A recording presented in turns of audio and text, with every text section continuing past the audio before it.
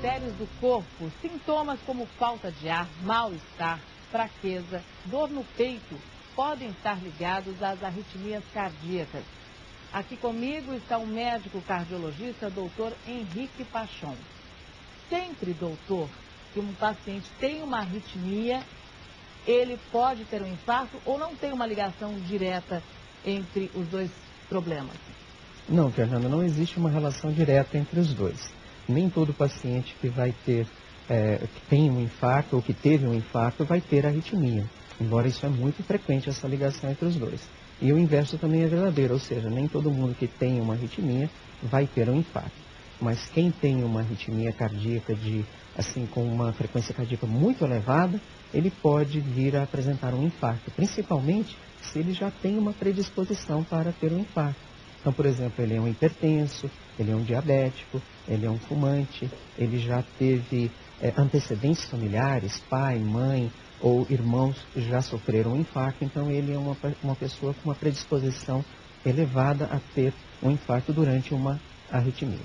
E quando a gente fala em infarto, morte súbita, a gente já pensa em pessoas mais velhas. Essa verdade existe ou não? Parcialmente, Fernanda. Os pacientes de mais idade, até por conta do desgaste natural que o nosso organismo sofre durante a vida e, assim, por conta até das condições que a gente submete o nosso corpo e cada um decide o que vai fazer com o seu corpo durante a vida. Então, o paciente, quando chega à idade mais avançada, tem uma chance maior de ter um infarto e uma arritmia. Mas existem crianças, né, que podem ter um infarto? Sim, crianças podem ter infarto, mas já de origem congênita. Ou seja, algumas malformações cardíacas podem predispor ao infarto em crianças recém-nascidas ou na primeira infância. Uma delas é as doenças que fazem com que as artérias coronárias tenham a sua origem em lugares errados do nosso corpo. Então vão levar um sangue inadequado ao coração. E acho que a maioria das pessoas tem muito medo de sofrer um infarto. Aí quais seriam alguns sinais de alerta? Dá aí alguns avisos para que a pessoa já fique atenta, procure um médico, vá até um hospital? Sim, é possível observar alguns sinais que podem sugerir que a pessoa está próxima de ter um evento. Alguns deles eu já até mencionei. Então, aquela pessoa que é hipertensa, por exemplo, ela tem um índice de 2 a 3 vezes maior chance de ter um infarto do que a pessoa não hipertensa, que tem a pressão normal. Outra coisa são os pacientes ou as pessoas que utilizam hábitos não saudáveis, como cigarro, álcool e algumas outras cuidados, ou seja, não toma cuidado de fazer uma atividade física. Então elas são pessoas que têm uma predisposição maior. Mas, independente disso, se a pessoa tem uma dor no peito e é uma dor estranha, ela deve procurar um médico para fazer uma avaliação. Dormência no braço esquerdo também está associado? Muitos pacientes nos procuram porque sentem dormência. E, é claro, nem toda dormência significa um infarto, mas o paciente que vai apresentar um infarto, às vezes passa por essa sensação de dormência, principalmente do braço esquerdo, às vezes sente uma pressão no peito, uma pressão que vai até a garganta, às vezes essa dor se reflete nas costas.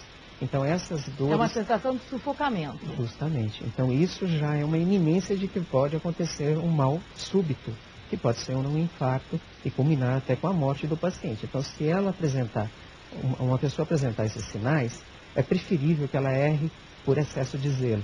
Procure um pronto atendimento, o seu médico avalie, porque se não for nada, não tem problema, foi só um alerta. Agora, se houver algum risco maior, ela estando próximo de um ambiente adequado, ela tem grande chance de ser recuperada de um mal súbito. E esse alerta que o senhor falou, é aquele princípio de infarto? Eu, pelo menos, já ouvi várias vezes essa expressão. Seria isso mesmo? Essa expressão é leiga, Fernanda. Então, princípio de infarto, nós não utilizamos isso na prática médica. Ou nós dizemos que o paciente seria um aviso. Ou nós dizemos que o paciente está com angina, que é aquela dor tipicamente provocada pela falta de oxigenação do músculo cardíaco, né? Ou ele infartou. Então, o princípio de infarto para o público leigo, né, para as pessoas habitualmente significa uma ameaça do infarto, mas não tem nenhuma conotação científica. E aí o tempo de socorro para esse paciente é importantíssimo, né? É muito importante. Veja que os 30 primeiros minutos são fundamentais. Quando o paciente apresenta um infarto, ele precisa ser atendido dentro desses primeiros 30 minutos. É claro que em situações mais graves não dá tempo de ser atendido. Então, mas os 30 primeiros minutos são muito importantes, porque se ele chegar num ambiente adequado, com uma estrutura boa, ele pode ser recuperado. E, principalmente, ele pode não perder aquela parte do coração que foi comprometida pelo infarto. Então, os médicos conseguem recuperar aquela região do coração que iria ser perdida e que vai fazer muita falta no futuro para aquele paciente. E até que esse socorro seja feito, a pessoa que está com esse paciente pode ter alguma atitude para melhorar até que o atendimento profissional médico, então, seja realizado? As recomendações internacionais são bastante claras em relação a isso. Pessoas incapacitadas devem evitar mexer no paciente, porque a experiência mundial mostra que todas as vezes que uma pessoa bem intencionada tentou ajudar uma pessoa numa situação dessas, de uma morte súbita, de um infarto, ele acaba não conseguiu colaborar. Acaba piorando o quadro do que praticamente ajudando. Agora, se a pessoa tem um mínimo de conhecimento, ela pode ajudar, auxiliar a reduzir os danos que isso pode acontecer. Seria com aquela massagem cardíaca? De um modo geral, a primeira coisa é procurar colocar a pessoa reta, no chão, plana de no preferência. chão, exatamente. E se tiver de gravata, de terno, afrouxar para que não haja nenhuma resistência ou impedimento à respiração. Se ela perceber que há algum objeto na boca que possa estar causando uma dificuldade respiratória, como dentadura, comida, então ela tem que procurar remover isso com muito cuidado para também não se acidentar, porque a pessoa está inconsciente e pode morder com muita força. Pode morder com muita força, então tem que ser cuidadoso, utilizar sempre uma toalha, algum objeto que possa proteger a mão dessa pessoa. E se ela estiver, por exemplo, numa situação de vômito, sempre é preciso colocar o paciente de lado para que não haja aspiração desse produto do vômito para o pulmão, que seria um complicante, né? E, evidentemente, se a pessoa perceber que se trata de uma parada cardíaca, ela também pode tentar fazer uma massagem cardíaca até que chegue o socorro. E isso tudo aí, se for feito dessa forma, com calma, manter a calma no momento desse é super importante, aí com certeza vai ajudar o paciente lá infartado, né? Mas a primeira coisa que é importantíssimo é pedir socorro. Porque ligar às vezes para uma a pessoa se presta... alguém para levar até o hospital. Exatamente, porque às vezes ele se presta a fazer uma massagem, mas ele esqueceu de ligar que é o para mais o 192. 30 minutos iniciais. Esses são fundamentais. Agora, só para que você tenha uma ideia, numa morte, no momento que o paciente tem uma morte súbita, a cada minuto ele perde 7% de chance de recuperar. 10 minutos, então, são 70%. 70%, Isso se ele teve uma morte súbita. Tá? Então, o tempo é muito curto. Por isso que tem que ser muito rápido. A Sociedade Brasileira de Arritmias Cardíacas, a SOBRAC, tem um dia onde nós celebramos o Dia da Morte Súbita, que é no dia 12 de novembro de todos os anos.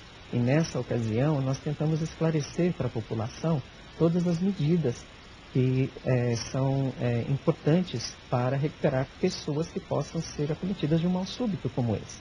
E uma das coisas é ter, em locais de grande aglomeração, equipamentos simples, que são chamados de desfibriladores, são aparelhos que são capazes de, em grande parte das situações de morte súbita, recuperar a vida do paciente. Aquele paciente. Exatamente, eu não quis falar essa palavra, porque é mais forte, mas é isso mesmo, é ressuscitar o paciente. E qualquer pessoa com o mínimo de conhecimento é capaz de produzir uma ressuscitação, desde que siga os passos que são orientados pelo próprio equipamento.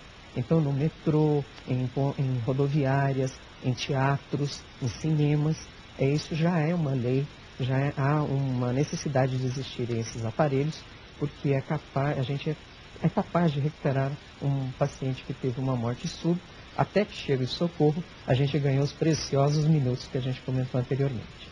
Depois do intervalo, nós vamos falar de bradicardia. Você sabe exatamente o que é isso? Não saia daí, eu espero você.